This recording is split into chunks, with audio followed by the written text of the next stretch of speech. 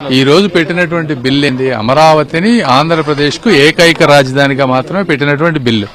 ఇదేంటి? అమెండ్మెంట్, పాత reorganisation act కి అమెండ్మెంట్. ఎందుకంటే ఆ రోజు బిల్లులో కూడా ఒరిజినల్ రీఆర్గనైజేషన్ లో వన్ క్యాపిటల్ అని ఉంది. ఆ రోజున ఏ క్యాపిటల్ అంటే వన్ క్యాపిటల్.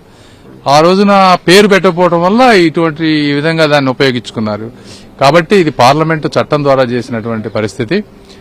అన్ని పార్టీలు అంటే ఏకైక పార్టీ మద్దతు ఇవ్వని ఈ భారతదేశంలో మద్దతు ఇవ్వని ఏకైక పార్టీ జగన్మోహన్ రెడ్డి గారి పార్టీ. అన్ని పార్టీలు, నేను బహుశా ఇట్లాంటి ఐక్యత ఏ బిల్లులోనూ చూడలేదు. అలాంటి వచ్చినప్పుడు కూడా ఆయన దూరం అయ్యారంటే ఎందుకు నాకు 11 సీట్లు ఇచ్చారు ప్రజలు అనేది అర్థం చేసుకోకుండా, వారి మనోభావాలని గౌరవించకుండా అదే వితండవాదం చేస్తూ అహంకారపూరిత నిర్ణయాలు ఈ విధంగా తీసుకుంటా ఉంటే ఆ వారితో ఉన్నటువంటి ఎంపీలు, ఎమ్మెల్యేలు, నాయకులు, వాళ్ళందరి రాజకీయ భవిష్యత్తు కూడా అగమ్యగోచరంగా జరిగిపోతుంది. కాబట్టి ఆ నాయకులను కూడా అలాంటి మైండ్ సెట్ ఉన్నటువంటి నాయకుడి నుంచి దూరంగా జరగకపోతే మీరు కూడా ఇబ్బంది పడతారు. వాళ్ళు తీసుకున్నటువంటి ఈరోజు ప్రధానమంత్రి గారు చేసినటువంటి ఈ నిర్ణయం ఆంధ్రప్రదేశ్ భవిష్యత్తుకి ఒక ఐఎస్ఐ స్టాండర్డ్ లాగా స్టాంప్ వేశారు. ఒక మంచి పరిణామం. రాష్ట్రానికి ఎటువంటి ప్రయోజనం ఉండదని చెప్పి హౌస్లో వాళ్ళు అంటున్నారు.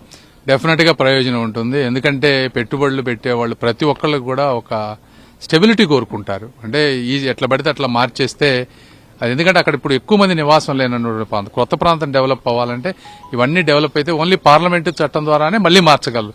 ఇన్ని రాజకీయ పార్టీలు అన్ని ఏకాభిప్రాయంతో వచ్చిన చట్టాన్ని మార్చడం అనేది మళ్లీ చరిత్రలో చాలా కష్టమైన పరిస్థితి. ఈ అమరావతి అనేది ఎంతో చారిత్రక నేపథ్యం ఉన్నటువంటి సిటీ. నేను ఇందా చెప్పినట్టు శాతవాహనుల నుంచి మళ్లీ ఇది పునర్జన్మిస్తుందంటే ఆ అమరావతిలో ఉండేటువంటి పవర్ అలాంటిది. ఆ పవర్ ను ముట్టుకున్న వాళ్ళు ఎవరైనా సరే ఏమైపోయారో జగన్మోహన్ రెడ్డి గారు అలానే అయిపోతారు తప్పించి ముందుకు వెళ్లలేరు. హైదరాబాద్ రాష్ట్ర విభజన జరిగినప్పుడు హైదరాబాద్ ఒక రాజధానిగా ఉండడంతో అభివృద్ధి అంతా కూడా హైదరాబాద్ కేంద్రంగా జరిగింది. కాబట్టి 3 రాజధానుల ప్రతిపాదనతో ముందుకు వచ్చాము. అన్ని ప్రాంతాలను అభివృద్ధి చేయడమే దాని ప్రధాన లక్ష్యం. అమరావతి ఒక్కదాని వల్లనే నష్టపోతున్నారు అనేది కూడా ఇప్పుడు ఆ రోజున హైదరాబాద్ అనేది 275 నియోజకవర్గాలు, ఎన్నో జిల్లాలు. ఈ రోజున చిన్న రాష్ట్రం, 13 జిల్లాలు. ఆ లాజిక్ కరెక్ట్ అయితే 3 రాజధానులు ఏముంది? జిల్లాకు ఒక రాజధాని పెట్టమని. రాజధాని అంటే దానిలో అన్ని పరిపాలనా సౌకర్యాలు ఉండాలి, ఆఫీసర్స్ ఒకళ్ళనొకళ్ళు మాట్లాడుకోవాలి, డిపార్ట్మెంట్స్ మధ్య కోఆర్డినేషన్ ఉండాలి. ఇట్లా రకరకాలై ఉంటాయి. ఎట్లా పడితే అట్లా మనకు కావాల్సినట్టు చేస్తే కేవలం ఒక ప్రాంతం మీద కక్ష పెట్టి దానికి లిమిటే ఉంది. ఎక్కడన్నా ఉన్నాయా ఇక్కడ 3 రాజధానులు? ఈ విధంగా అంత చిన్న రాష్ట్రానికి 3 రాజధానులు ఉన్న ప్రాంతం ఎక్కడన్నా ఉందా? మనం ఒక్కళ్ళమే తెలియగల వాళ్ళం కాదు కదా. వితండవాదం చేయడం అనేది కరెక్ట్ కాదు. అంటే ఎన్ని కోట్లతో ఎంత ప్రాంగణంలో ఎప్పటికల్లా ఈ రాజధాని కడతారనేది ఈ బిల్లులో లేదు. సో ఈ బిల్లు ఆ బిల్లుకి సంబంధం ఏముంది? ఈ బిల్లు అనేది కేవలం రీఆర్గనైజేషన్ యాక్ట్ ప్రకారం ఏ రాజధాని పేరు అనేది మాత్రమే ఇందులోది. మీరు రాజకీయంగా అక్కడ జరిగే వర్కులు గానీ ఇంకోటి గానీ మీరు వ్యతిరేకించాలంటే వ్యతిరేకించండి. దానికి దీనికి సంబంధం ఏముంది?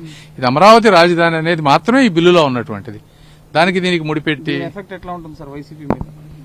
నేను చెప్తున్నాను కదా, ఈ రోజున ఇక ఆ చుట్టుపక్కల అంటే ఇంత కార్యక్రమానికి వాళ్ళు ఏ విధంగా చేశారంటే అసలు తెలిసి చేశారా తెలియక చేశారా ఇంకా చరిత్రే